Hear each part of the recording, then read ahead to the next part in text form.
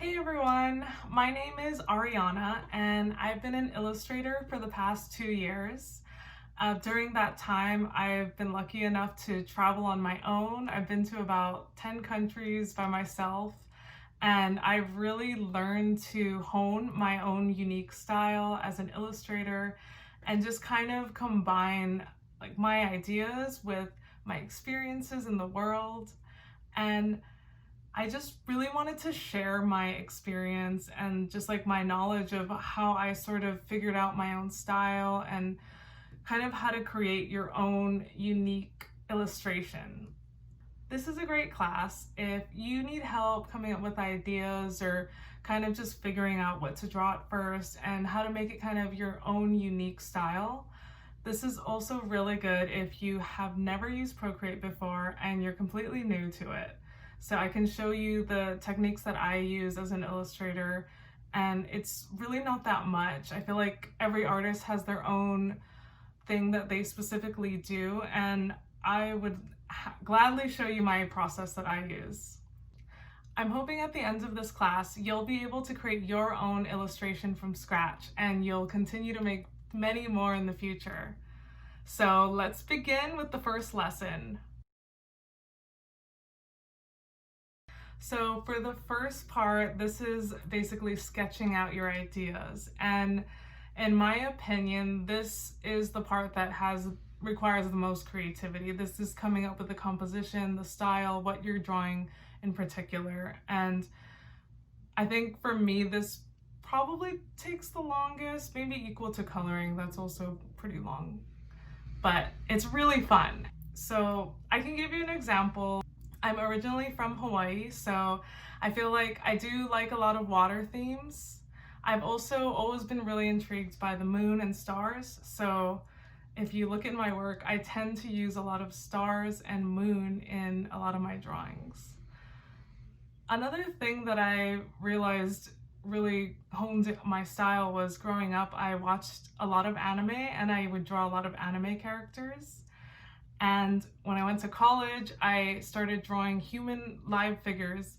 And it's sort of, at this point, I kind of feel like my drawings are a mixture between live human drawings and anime drawings together. So I feel like that's something that you can really think about. Think about the things that make you as a person.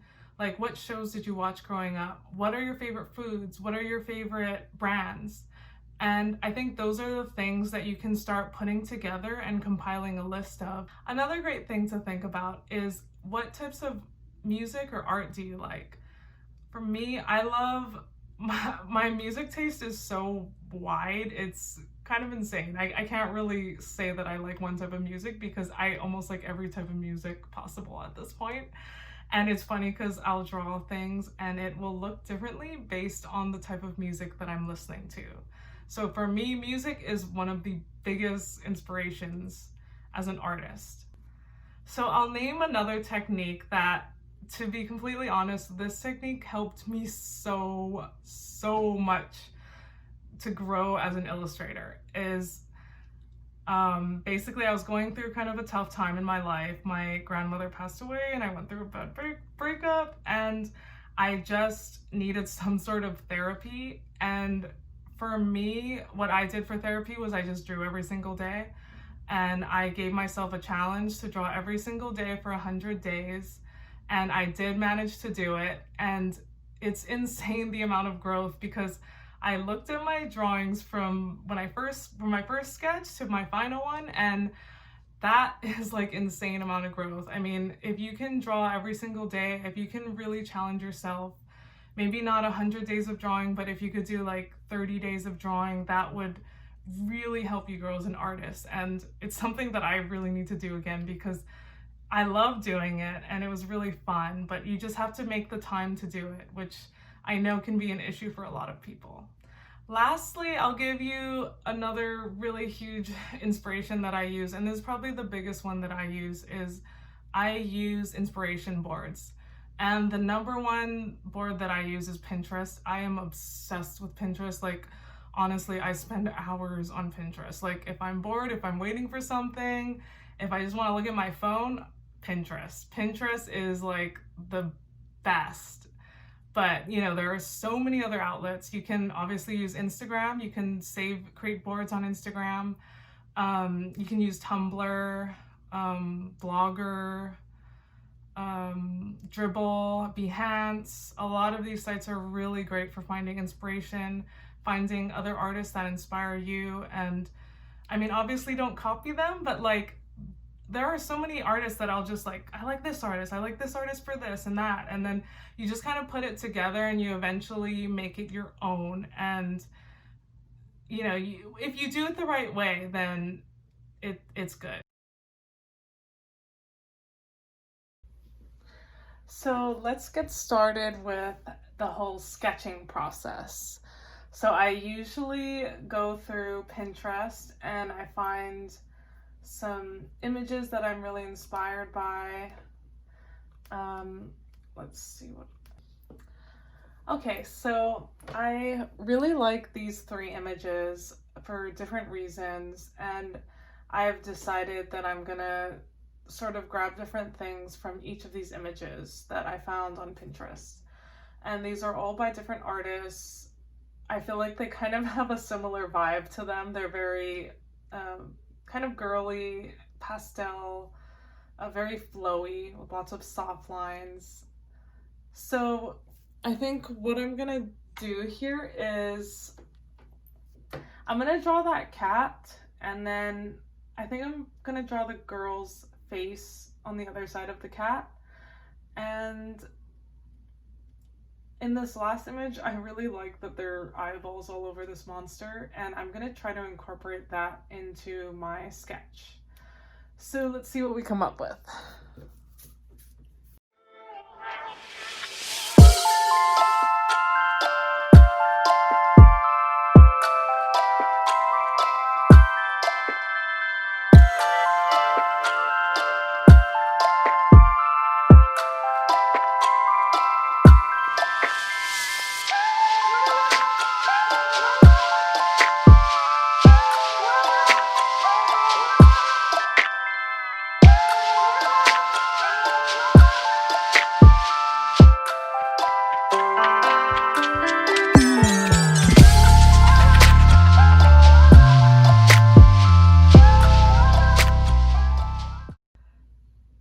So I think this is good enough. I feel like, I mean, it's very rough, but you get the general idea. You have the, you know, the lines that show where everything goes. And I mean, so I just kind of combine those 3 images, and you know, I love to add stars into everything. So I just kind of thought of putting some stars in her hair. I thought it'd be kind of cute. Hopefully this gives you a better idea of how to approach what to draw and how to make it in your own style. So I guess we can start moving over to digitizing the image.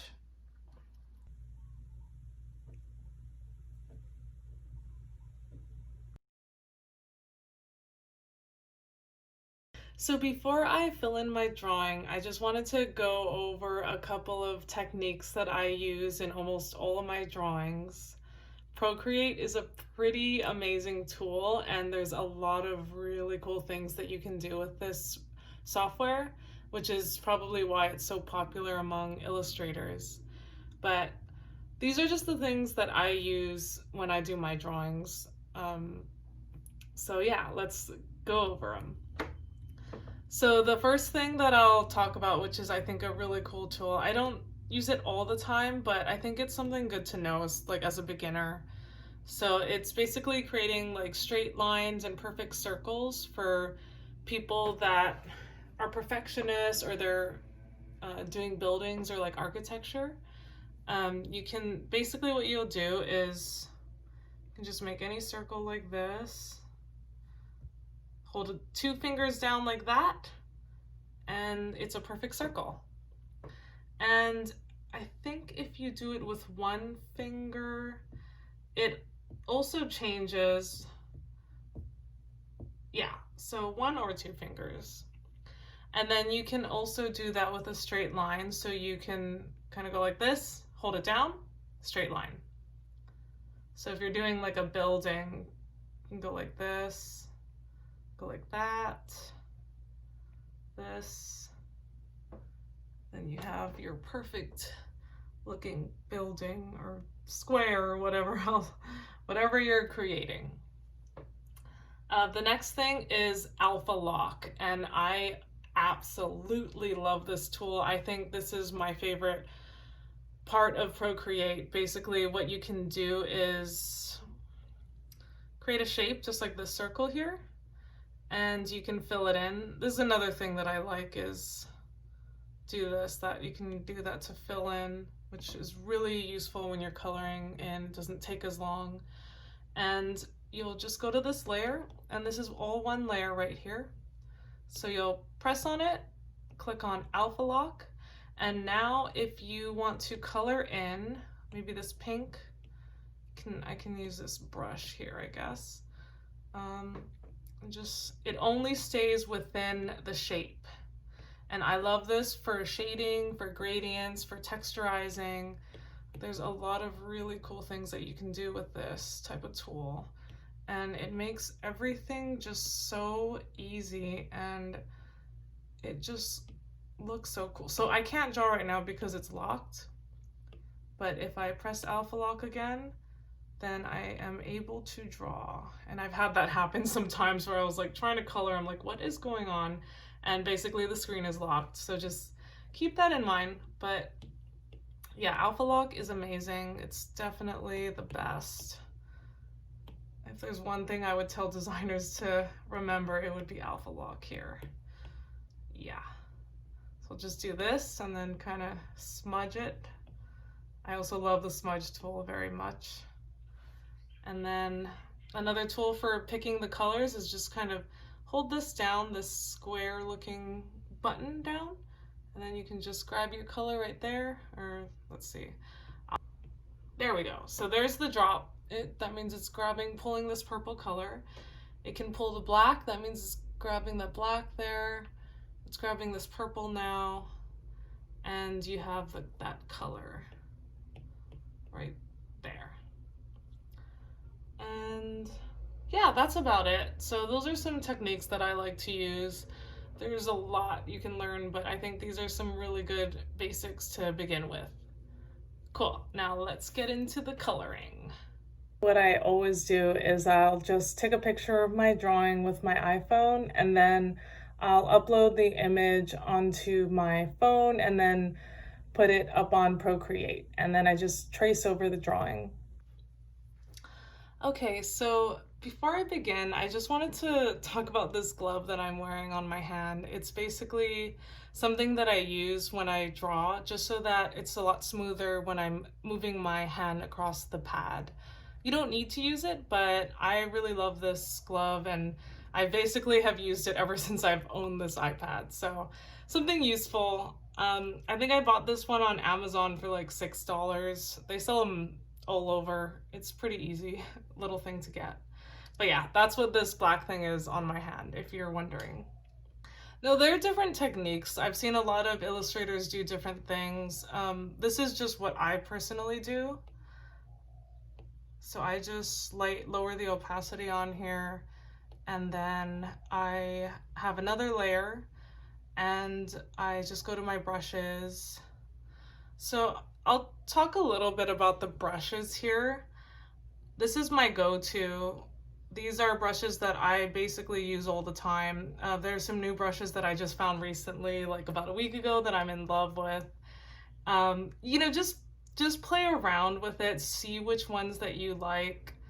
The one that I use the most is the one that I use for outlining, which is the technical pen.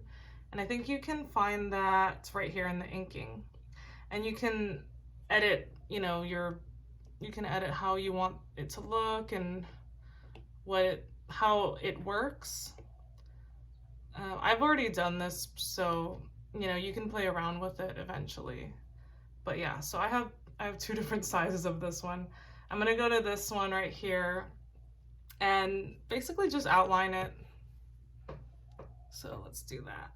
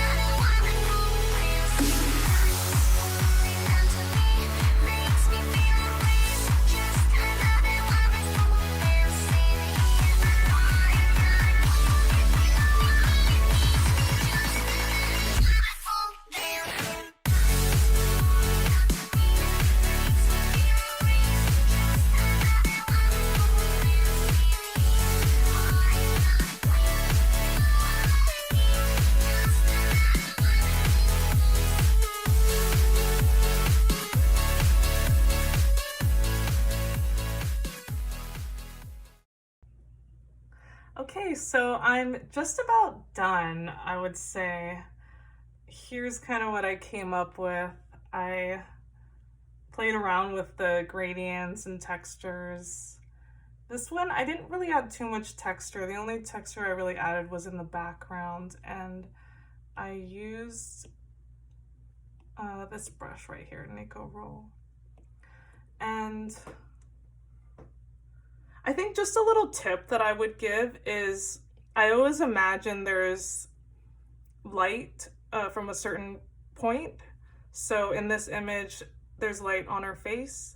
So whenever I'm coloring anything in, I will, just like her hair here, I'll grab this color and then make it darker like this, use this brush, and then I'll basically make this part darker like that, just so you can kind of see some depth. And as you can see, I've done it all over her face, like on her cheeks, on her eyebrows, her mouth, on the cat's body, on her hair. So just kind of imagine like there's some light on her face and how would that look? So, you know, brighter here, darker here. So just as an added bonus, I wanted to talk a little bit about animating your image. And I just do basic things, kind of like stars twinkling a little bit or their eyes closing. I'll probably play around with this feature a little bit more in the future, but it's really easy and it's just something that's kind of hidden in Procreate that is really fun. So basically what I did is, as you can see, I have each layer separated here. And what I would do is go to my gallery and I will duplicate this image. And I've duplicated it right here and I've labeled it Animate. And what I did is I combined, remember how there were layers, separate layers? I combined them all, and you can basically just combine your whole image like this. So that's all one image. So I combined my main image and I drew over her eye, as you can see in each frame. And you can see right here how it's moving. It's just like that. I like to think of it as a movie reel or like a flip book, as it's like you're flipping through each screen of the image. And you know, you just edit each screen, and I made it like her eyes opening and then her eyes are twinkling here. So you just have each separate layer, and you can also have a layer nested in a folder like this, and this would be considered a layer also. And the way that I got this bottom screen is I just went to Actions, Canvas, and then Animation Assist.